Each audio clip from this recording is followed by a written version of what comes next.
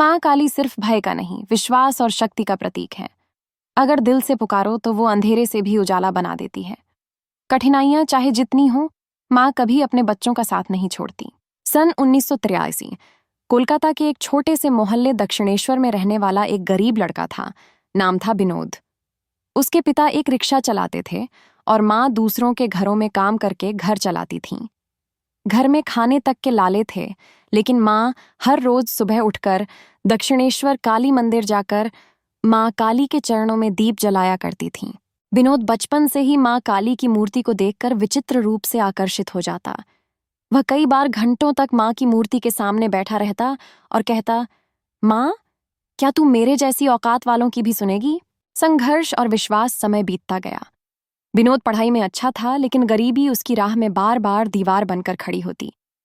कई बार उसने पढ़ाई छोड़ने का सोचा, लेकिन हर बार माँ की मूर्ति उसकी आंखों में उतर आती और एक आंतरिक आवाज कहती, डर मत, तू चल, मैं तेरे साथ हूं। एक रात ऐसा ही हुआ। विनोद भूखा था, घर में खाना नहीं था। माँ रो रही थी, पिता बीमार थे।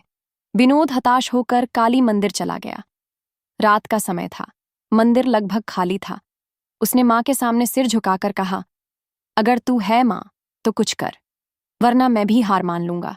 माँ का चमत्कार उसी रात मंदिर के पुजारी को स्वप्न आया।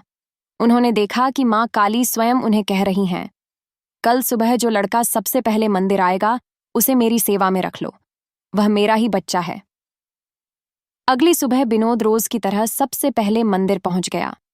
पुजारी ने उसे देखा और पहचान लिया। विनोद को मंदिर में काम मिल गया, साफ सफाई, फूल चढ़ाना, भोग लगाना आदि। यहीं से विनोद की जिंदगी बदलने लगी। पुजारी ने उसकी पढ़ाई का जिम्मा लिया, मंदिर के एक भक्त ने उसकी फीस भरी।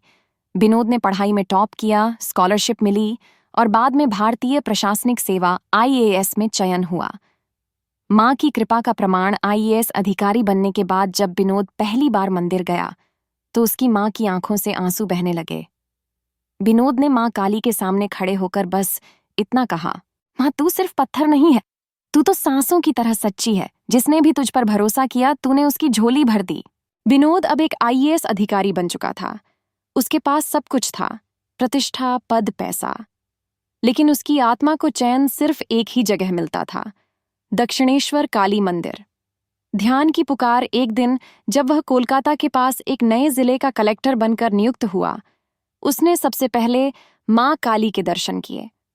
पूजा के दौरान अचानक उसे एक बहुत गहरी अनुभूति हुई। ऐसा लगा जैसे माँ काली कह रही हो, बेटा, अब तुझे केवल अपने लिए नहीं, औरों के लिए भी काम करना है।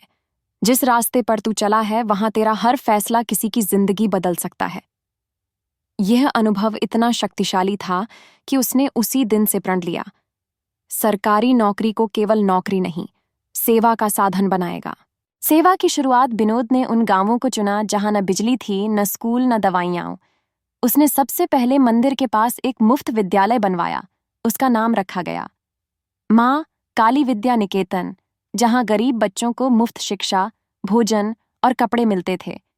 इसके बाद उसने एक महिला सहायता केंद्र खोला, जहां घरेलू हिंसा से पीड़ित स्त्रियों को सहारा, कानूनी मदद और रोजगार मिला। उस केंद्र के मुख्य द्वार पर एक श्लोक लिखा था। चमत्कार जो फिर घटा, 1 साल बाद उस क्षेत्र में एक भयंकर बाढ़ आई। गांव डूबने लगे, प्रशासन असहाय हो गया। उस रात फिर विनोद माँ काली के मंदिर में बैठा और उसने कहा, माँ, ये तेरी धरती है, इन्हें तू ही बचा सकती है, मुझे रास्ता दिखा। उसी रात उसे ध्यान में एक जल प्रबंधन योजना की झलक मिली, जैसे माँ ने रास्ता दिखा दिया हो। उसने रातों रात पुल और नावों का इंतजाम करवाया, राहत शिविर बनवाए और पूरे गांव को सुरक्षित स्थानों पर पहुंचा दिया। बाद में जब मीडिया ने पूछा, आपने ये सब इतनी तेजी से कैसे कर लिया, विनोद ने मुस्कुराकर सिर्फ एक बात कही, मैंने नहीं किया, माँ ने किया है, मैं तो सिर्फ उनका माध्यम हूं।